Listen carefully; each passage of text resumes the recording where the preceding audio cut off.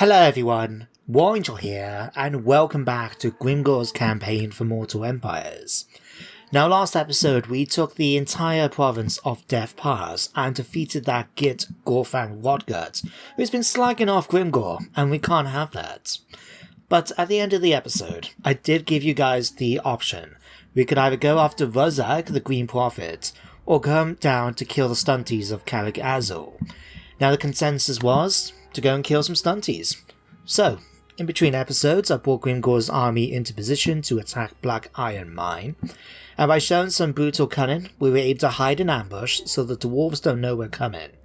So, we need to start things off with a bit of a bang, don't we? Yes, you are, Grimgor, yes you are. Let's go into the stance and attack Black Iron Mine. Now I know it... yeah. I was about to say, I know it's their faction leader, Cazador Dragonslaya, leading this.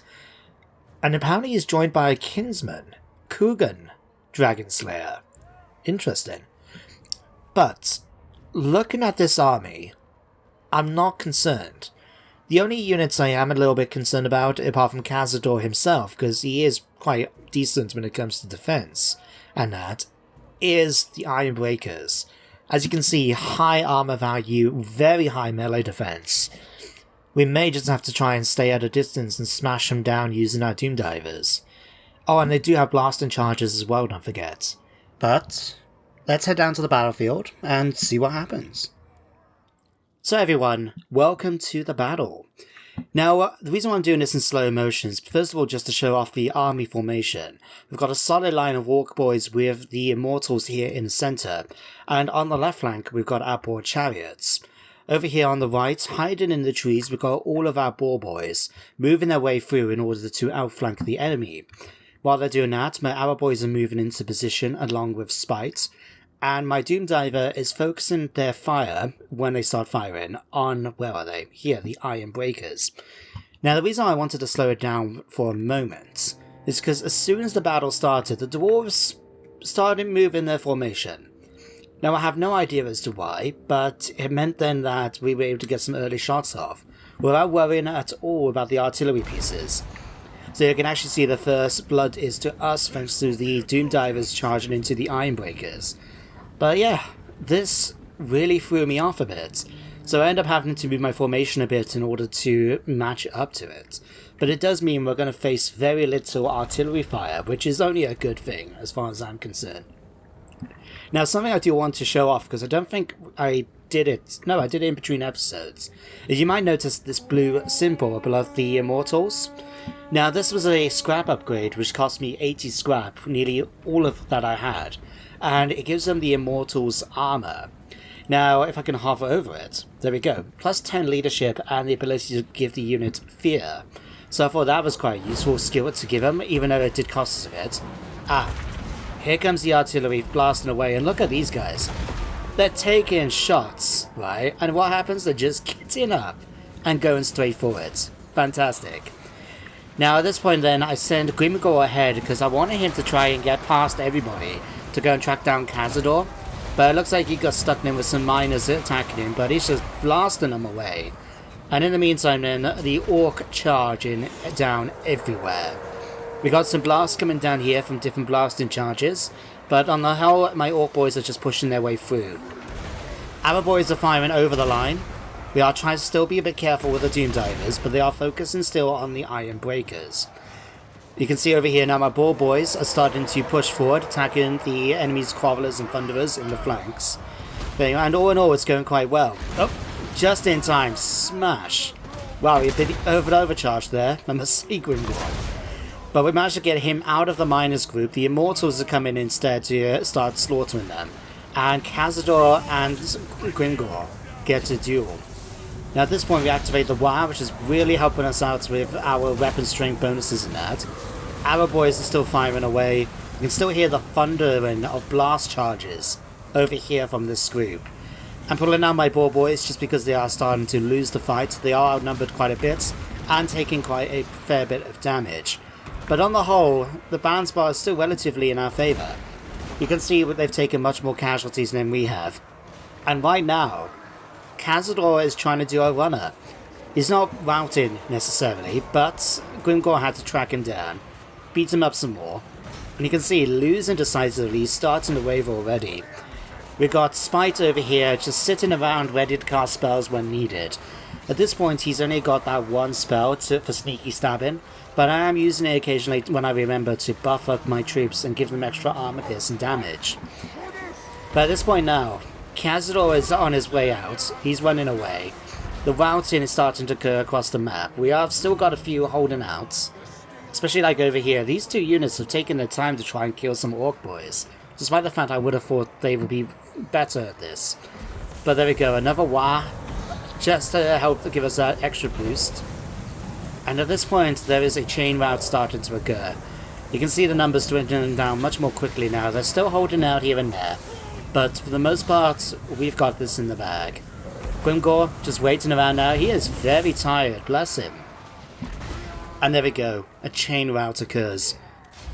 A close victory.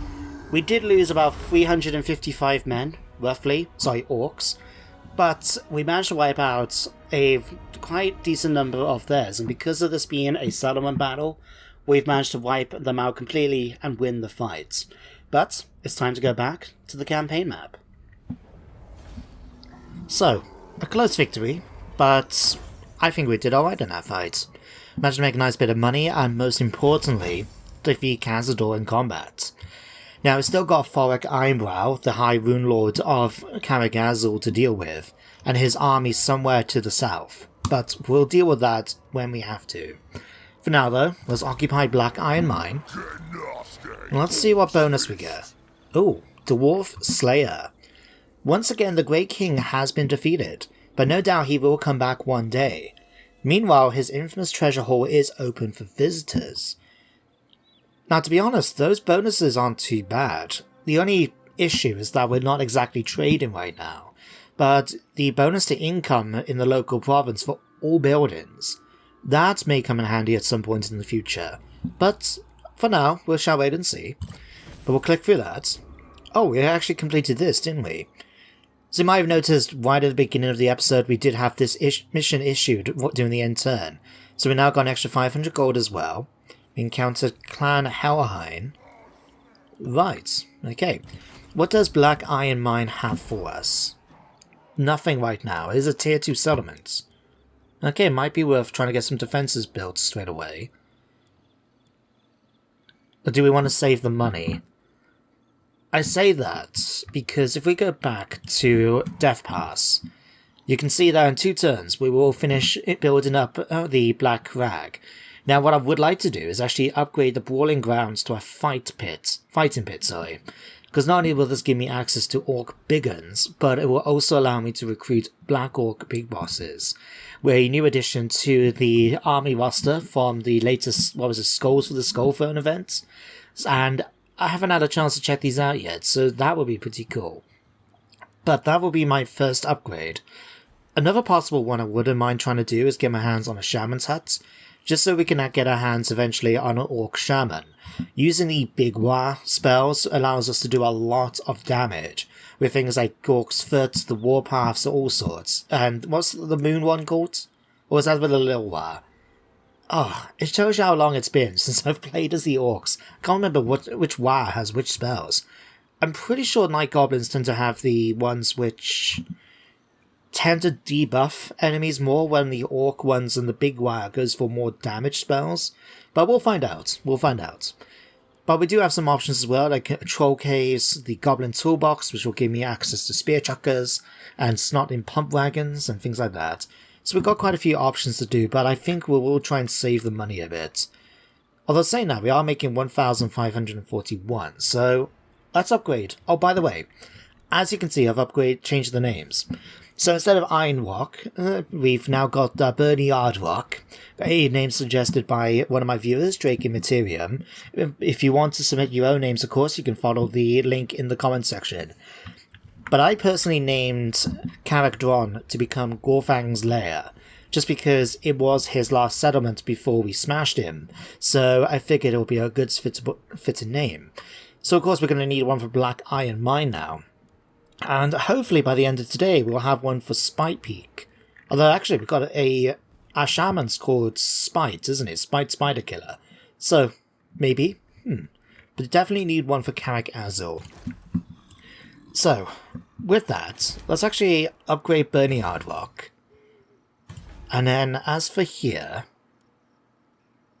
I wouldn't mind starting to build up some defenses, but also to try and make a bit of money. Or better yet, we don't have to necessarily worry right now about enemies coming to attack it. So definitely want to upgrade it to tier 3 at some point, but it might be better to try and go for these two buildings, so we can get our hand on idols, as well as a pile of shiny stuff, just to increase our growth and a little bit of extra income. Now you guys need to replenish. How long is it going to take for you guys? 3 turns. It might be better to actually just recruit a whole new unit, but then you guys need 3 turns as well. Damn it. Right. What I'm going to do is give them 1 turn, maybe 2, and then we're going to go after Carrick Azul. Yeah, I think we'll do exactly that. So what we'll do instead, Grimgor'z Ironhide, what are we going to upgrade you with?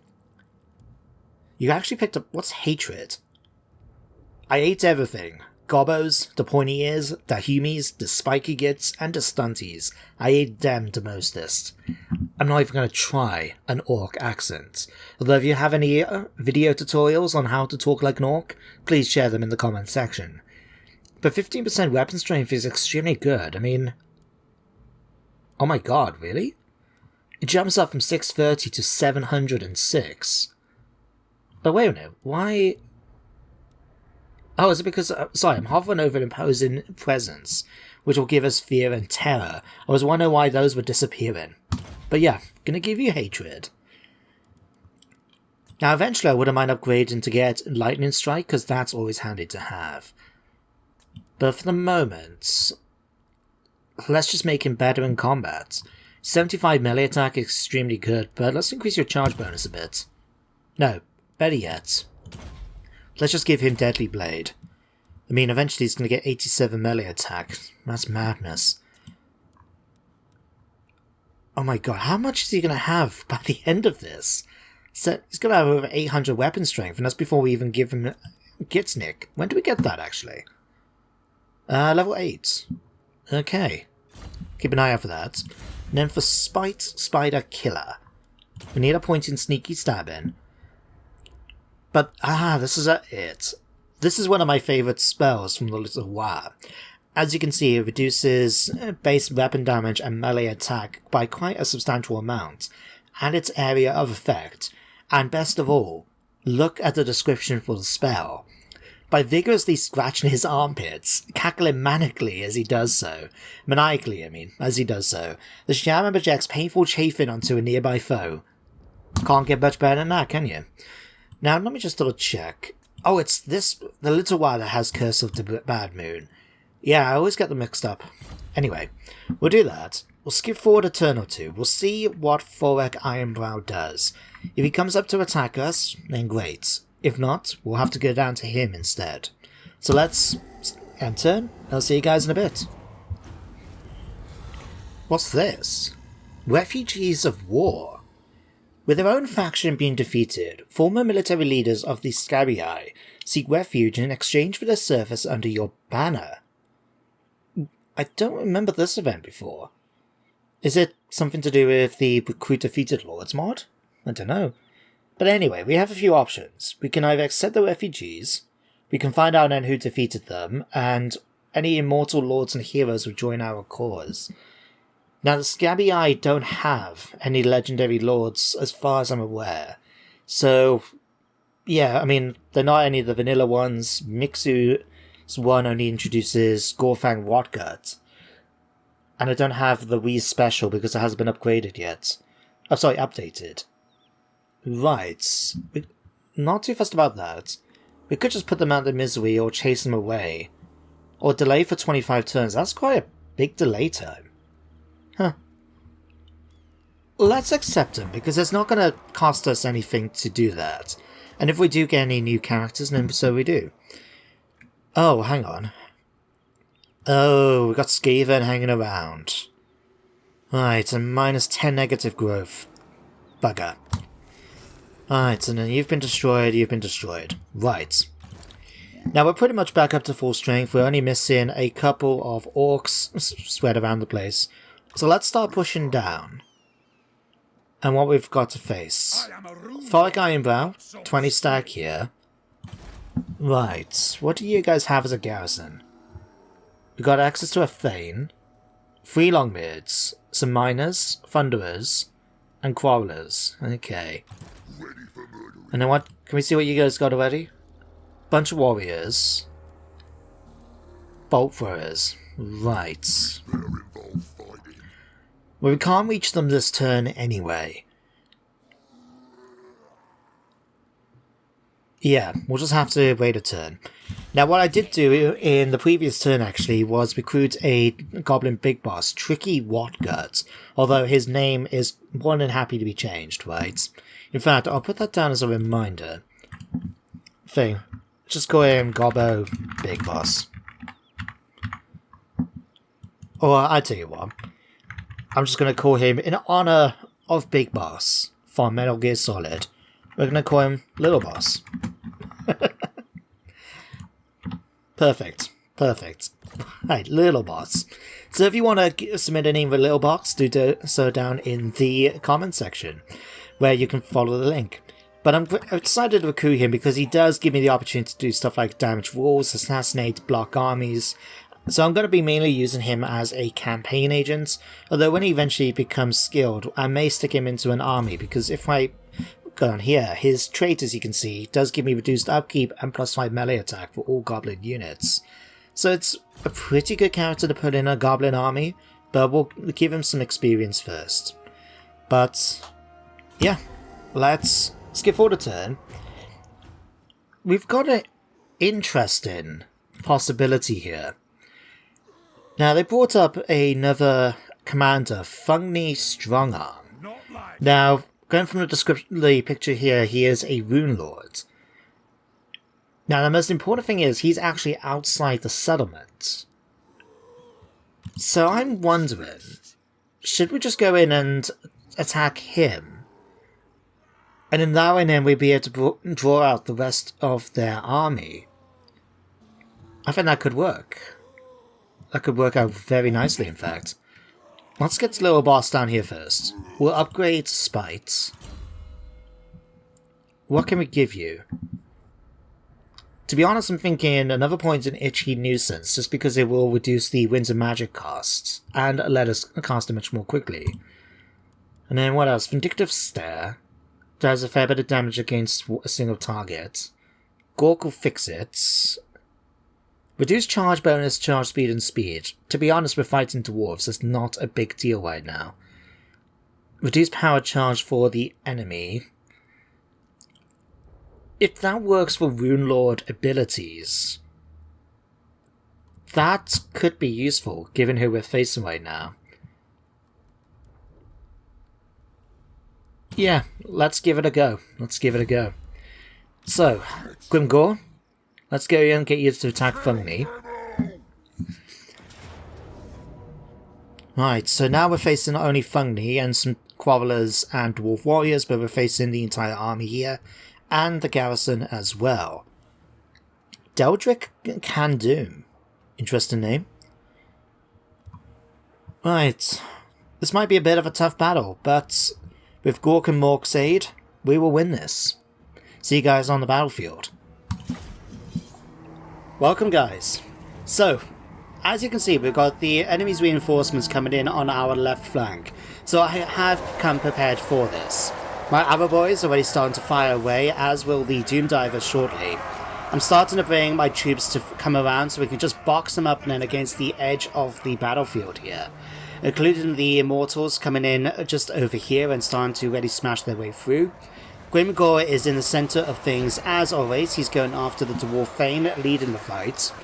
Now, you can see other ones coming in here and there, and I've got troops in the distance here, coming around ready to swarm into them. First of all, though, I send out a large number just to try and eliminate the small force that we initially started the fight with. Now, these guys are going to last a surprisingly long time, despite the amount of, well, orcs charging into them right now. and they are getting some support from Thorek Ironbrow here. Now I must say, if I zoom in a little bit, I like Thorek's Ironbrow's... excuse me, I'm trying to admire you here. Do you mind? He does look particularly cool, I must say. I must admit though, I do have a preference for the older Throne of Doom, you know, Anvil Dooms, you know, rather than this sort of more mobile one, because it just looks properly intimidating, you know? But anyway, we're not here to admire the Anvils of Doom, we're here to kill some stunties. So, my boys are basically just hammering them in, keeping them contained over here. And what I'm doing is using the accurate aspect of the Doom Divers to just come through and smash through the enemy. You can in fact see one of the Doom Divers right here following the cursor, and they're just going to come and land right in the middle of this group of dwarves. This is really helping us out, doing a lot of damage to them, and it's going to clear up our left flank quite nicely. Our boys as well continuing to provide support. We just got them nicely clumped in. They can't use their artillery that well because of how, well, you can see how clumped they are together, and it's making a good target for my Doom Divers. Now, over here though, we've got Thunderers charging and shooting away at the group here. The the Crawlers have already started to retreat, but their Rune Lord is going to be coming and going throughout this fight. I end up pulling out my Boar Boys because I decided to take the opportunity to charge into the soft center here, where the Crawlers and Thunderers are just shooting away. And then I end up changing my mind because I thought, no, I better kill off this Rune Lord. So they're going to come back in any second. Orc Boys are still busy killing off the Dwarf Warriors, although they are surrounded at this point. Boar Chariots instead are coming in. They're doing a nice little charge right into Thorek here. But he's holding his own. He's actually, despite his relatively low stats, he's actually quite good in combat, mainly because of his high armor value and his abilities. If we hover over, excuse me, I'm trying to showcase your abilities here, but it wants to show Grimgor'z instead. That's fine. Now, I don't know if you just noticed over here, but we started using the Itchy Armpits in order to debuff the enemy's melee attack and strength. So, slowly doing some damage, but the Doom Dive is still whittling away, and given their location right next to the edge of the battlefield, as soon as they start retreating, they just disappear completely off the map. So, we are winning on this left flank quite nicely. Another Waaagh activated now, just to give us a little bit of extra oomph and a bit of a support. Now, where did I leave Grimgor'z? Grimgor'z actually still over here. He's just finishing off some of the dwarves, and look at the bodies. Just smothered in bodies everywhere. But we have got a unit now starting to retreat. Like I said, Thorek is quite impressive. He's actually caused this unit to retreat with the casualties inflicted upon them. And he's only got 18 kills. I mean, oh no, I'm getting my thing over. The Boar Chariots kind of got stuck there. But it's okay. The Orc Boys are still coming in here, although they are causing some damage. Another unit is starting to retreat from over here. But that's fine. The Immortals are still holding on, slaughtering away. And again, all the bodies, all of this everywhere. It's not a good day to be a dwarf, is it? Now over here now we're activating another ability for the Itchy Arm Nuisance. So again, reducing best weapon damage and melee attack. It's knocking them down to, as you can see, 5 melee attack, 0, 6. Just really making it difficult for them to even scratch us. The Immortals have managed to hold on there. Still, look at the amount of damage they've taken. And they still haven't lost a single model yet. I think they do by the end of the fight, but still, they're doing extremely well. Now the Orc Boys are coming in now just to attack the center. We've still got a few bolt throwers doing a little bit of damage here and there. But on the whole though, it's just coming in. Grimgor'z now smashing away. And the Doom Divers of course providing support. Now you'll see at the end of the battle just how many kills they got, but already they got 585. Just because we managed to catch the dwarves all squashed together and making a prime target like I've said. Now at this point now, many of them are starting to retreat off the map, which is great work. We've destroyed their main centre here. But they've still got quite a few left, right? Then the bounce bar is not jumping to be in my favour. We have taken a lot of damage, but so have they, and as you can see, they actually outnumbered us initially. So it's good to see that we've managed to hang on as well as we have. Okay, they're starting to just brush up here. We're still taking a few, probably some own friendly fire at this point, although it doesn't really matter with the Greenskins. And there you have it. A Pyrrhic victory. But we did alright. I'm quite happy with this. So, let's go back to the campaign map and continue things. So, a Pyrrhic victory, unfortunately. But we managed to win, and we didn't lose any full units. It was a bit of a slog though, and I'm lucky that they came in where they did. We were able to corner them up quite nicely, and my Doom Diver, in fact, you can see here, 653 kills. Madness. But it was thanks to the dwarves clumping together and how accurate Doom Divers are that we were able to get as many kills with them as we did. But now we need to get some replenishment, so let's eat the people that we picked up, eh? We'll do that. And how did it technically work? Because we did, in theory, attack the underway. When they get to run away, that kind of sucks, I'm not going to lie. But we managed... Ooh, Master of Carrick Azul. The undergrounds of Carrick Azul are now much safer to travel if you're an enemy of the Dowry. All my units get +5 physical resistance and magic resistance. Oh, that is so cool. Right. Now that we've done that, let's lay siege to Carrick Azul. Bands bar slightly in their favour, but I'm going to help out by actually building some siege equipment. We've got Labour Force 10. Let's build something like this, because I do prefer towers. But if we build the bounding ram, that's an extra bit to help. So we might just be able to resolve it. But I am going to leave it a turn to build the equipment. Let's get my research going. I'm going to go straight into heavy metal, now that we've finished no infighting. So this way now we can start upgrading our orc boys, as well as increase our weapon strength and melee attack. So that's that done. We've got Death Pass now where Black Crag is upgraded. So let's get my hands on a fighting pit. And then what else? I really do want to get the Shaman's Hut. And eventually I would really want to try out a Rogue Idol. But for now, that might have a bit more use.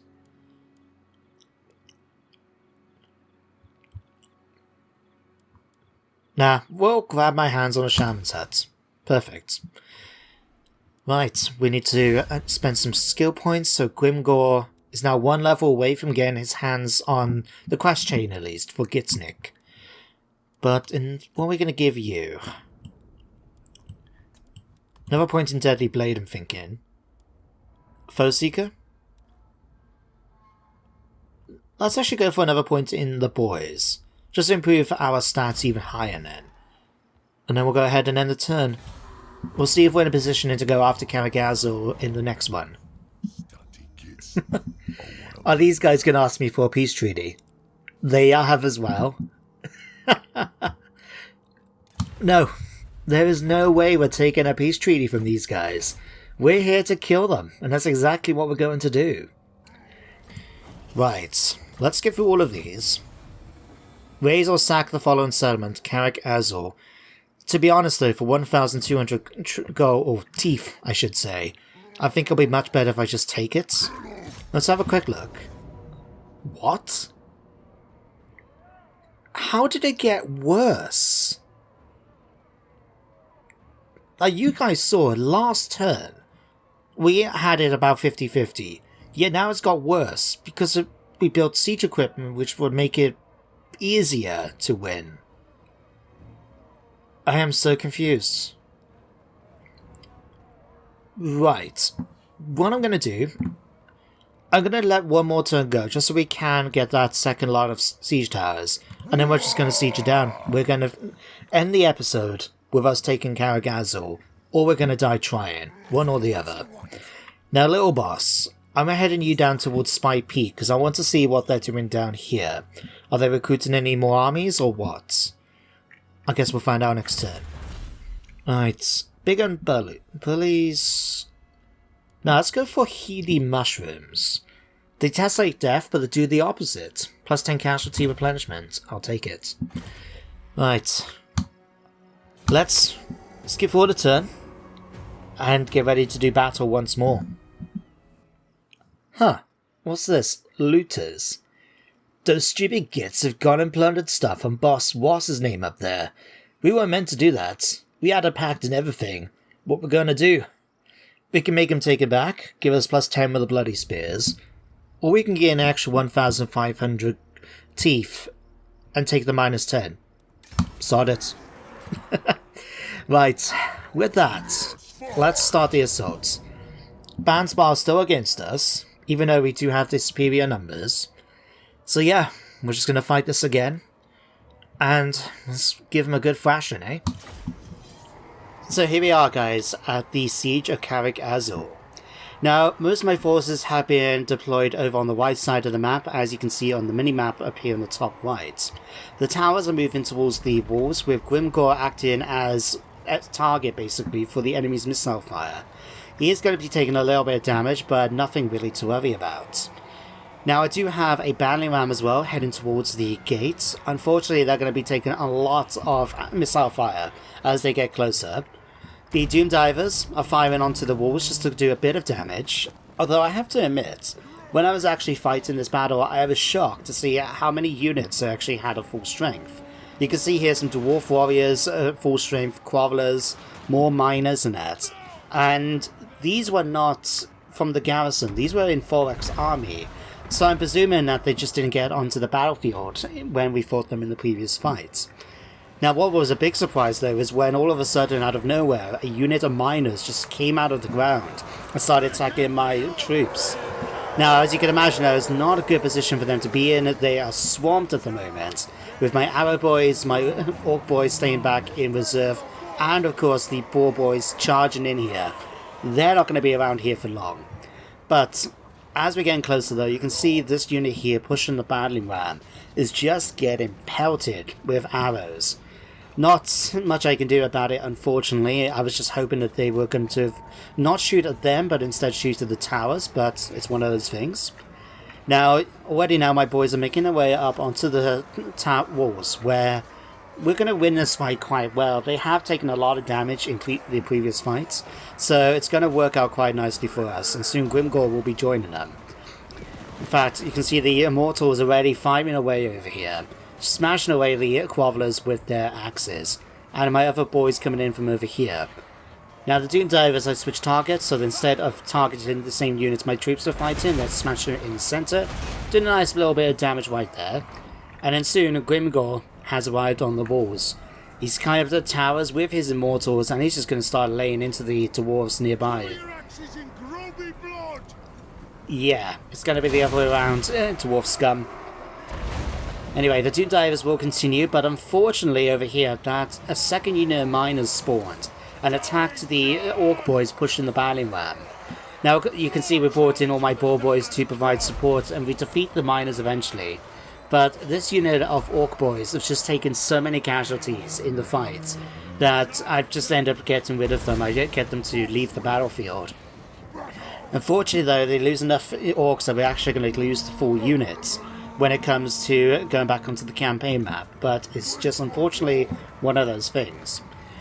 Now with those miners defeated, I end up sending another unit of boys to take the battling ram and start pushing up towards it. It won't be too long until they break it open, but I have to show you guys over here. Now I've taken the most badly damaged Orc boys I had from the previous fight and got them to climb up the walls here. Now, I was hoping originally to try and draw some of their troops to deploy along the walls here instead of all being over here, but it didn't quite work out. What I've ended up doing instead is actually bringing them down in order to try and sneak around and attack the enemy's centre. They do have some bolt throwers nearby, and of course Thorak Ironbrow. Now, fortunately the fight's not going to go too well here until we actually bring in the main force, but as you can see they're busy on the wall. Dwarves getting distracted just then by the itchy scratchings. Oh, sorry, what's that ability called? Itchy nuisance. Sorry. Which is causing them to really be bothered when it comes to the fight, but it's not stopping them from holding off my orcs. It's taken a while, and it's partly because of just how siege battles work. You can see here, for example, that I got 98 orc boys who were just standing around by the entrance. A couple of them were fighting, but most of them were just standing around. They're not going to be doing much. So eventually I started moving some of my troops down, as you can see. The plan initially was to actually get them to open the gates. But by the time they come down here, the gate's going to be taking a ton of damage from the banning ram, and it's going to open up before I know it. So, they're going to be eventually making their way around in order to attack the centre. Now, speaking of attacking the centre, you can see the bolt throwers already starting to fire, but my boys go charging into Wurrzag Ironbrow.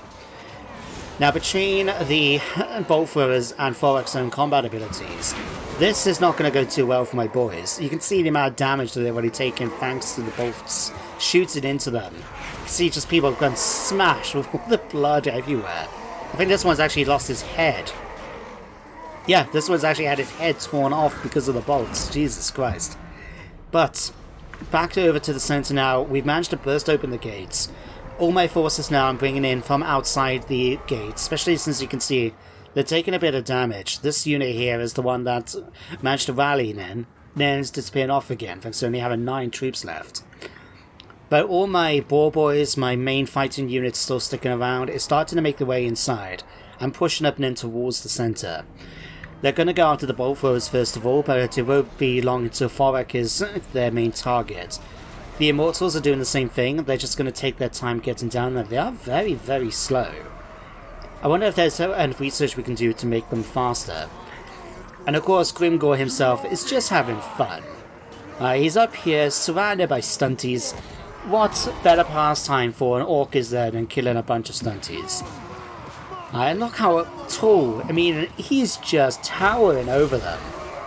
Smashing them away with, I want to say Gitsnack, but it's weird how Warhammer and Warhammer 2 work it, where you can see the lords have their magical weapons, but they don't actually have the magical weapons until they unlock it. It's weird.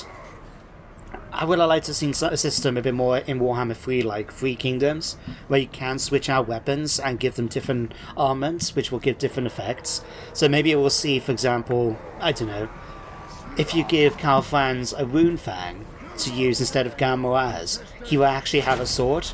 That's something like that, you know. But anyway, the boar boys are now made it in. There's going to be a big clump of our boys smashing away the bolt throwers. Wurrzag is staying in the background here, providing support the best he can. His bearers are now charging them in. I do love the effects. You can see all this lightning from the anvil just arching around him. And he's just about to start casting an ability right now. Bash! Lightning falls from the skies because of him hitting the anvil. Now, unfortunately, it's actually causing one of my boys to start wavering for just a moment. Oh no, it's the bolt throwers. Never mind. But at this point now, we've got the battle well in hand. The bolt throwers are attacking, even Wurrzag's doing a runner. They've got their last unit somewhere, and then 0. Battle over. And Carrick is ours. Now we just need to go back to the campaign map, choose to occupy it, and continue the campaign. So, see you guys in a moment. So, a decisive victory. I'll quite happily take it, although we did lose 1 unit of orcs. Not surprising, this was the unit that got attacked by the miners and was getting shot at while they were pushing the bounding ram. But we'll take that. And as for the result, we're just going to go ahead and occupy it. Like I said, I know that we can get the extra 1,200 from sacking or raising it, but to be honest, we'll just make more money anyway. So, let's have a quick look. We do have a tier 2 brawling ground, so that does give me access to get some easy replacements. In fact, we're going to go ahead and get a unit of those right now. There we go, nice and easy. We'll give the troops a chance to settle up a bit. Have you moved yet? No. Lil Boss, go and check out for me Spike Peak. Okay, nothing to worry about, although we do have some beastmen here. Right, that might be a slight issue because of Chaos Corruption, but we'll be okay. But what do you have? Drinking Hall, Stonebread Bakery, and a Trinket Maker. I was going to say Micah. Ooh. Trying to hold back hiccups and talk at the same time. But I think I'll be quite happy with that. I will demolish this, just so we can get some other buildings instead. Maybe get a boss hut or something like that. How is it over here? That's going fine, that's going fine. 4,000 gold to upgrade these to a stunty mine. Gives me an extra 250 income a turn. Or... I'm personally thinking trolls. I really want to have some fun with a giant rover troll hag, not in that way. And I want to see what the modded version of the stone trolls that I'm using looks for myself, rather than just these screenshots. So yeah, we'll go for that. We've actually got a bit of more upgrades as well. We definitely want to get our hands on these two. But for the moment, let's actually upgrade. No, I'll tell you what we'll do. We'll put some defenses on here. We can upgrade Gorfang's Lair or the Burning Aardvark. What about over here in Black Iron Mine? No, that's okay. Let's... Because... Oh, Waaagh have taken out here, right. And then of course we've got... I think it would be better if we could try and get defenses built up. Who's more likely to attack us? Because they both hate our guts. Let's... do the Burning Aardvark, first of all. And then we'll do Gorfang's Lair afterwards. Now if we upgrade Spite Spider Killer, we will give you another point in Sneaky Stabbing. And I'm thinking, this time, let's go with Vindictive Glare. So we can do some damage with him for a change. And there we go. Right then, guys and girls. I'm going to end the episode here. Now, next episode, we're going to start things off by defeating the remnants of Carrick. As you can see, Cazador is back. He's got a few miners under his belt. Wait a minute. Rungni Hogmog. Okay, Lord. What I'm confused about, how was he mustering troops? Wait a second. Yeah, how? Unless he's recruiting Bugman's Rangers. But I'm sure that Bugman's Rangers, you need the Ranger building, not just a drinking hall.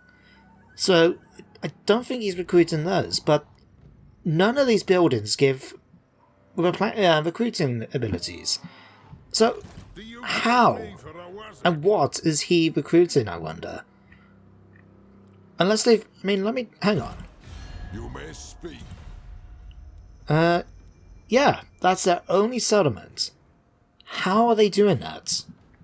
I honestly don't know. But we'll sort that out next time. For now, though, guys and girls, thank you very much for watching today's episode. I hope you enjoyed it and that you do join me next time for some more Warhammer. But until then, everybody, take care. And goodbye for now.